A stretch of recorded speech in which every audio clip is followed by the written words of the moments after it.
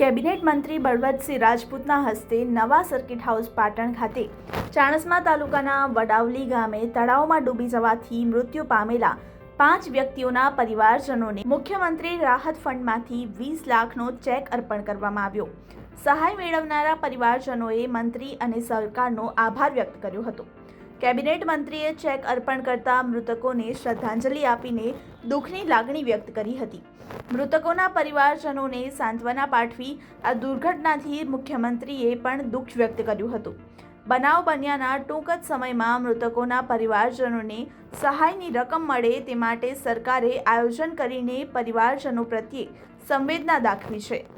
અમારા પાટણ જિલ્લામાં વડાવલી ગામમાં 28/2/2025ના રોજ દુઃખદ ઘટના બનેલી। તળાવમાં એકી સાથે 5 જણા ગામના એક્સપાયર થઈ ગયા। સમગ્ર ગામે સખત મહેનત કરીને બધા લોકોને ભેગા કરીને પીએમથી મળીને દરેક વિધિ સાથે આખું ગામ એક એકતાના દર્શન થાય એ પ્રકારના આખા ગામે અને જિલ્લાના આગેવાનોએ કરી।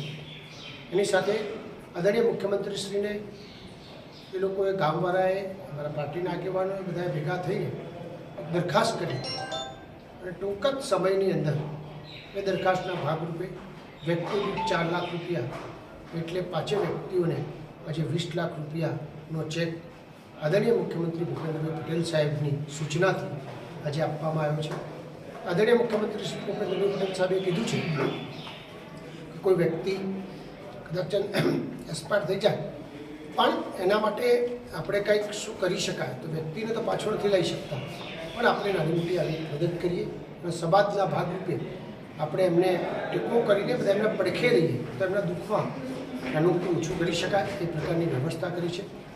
ગુજરાતના મુખ્યમંત્રીશ્રીનો જ્યાં સંદેશ લઈને આજે અમે આવ્યા હતા, અમારા અધિકારીઓની ટીમ અને બધા આગેવાનોની ટીમ આજે મળીને ત્રણેય લાભાર્થી ભાઈઓને આ પ્રકારની વ્યવસ્થા કરી છે।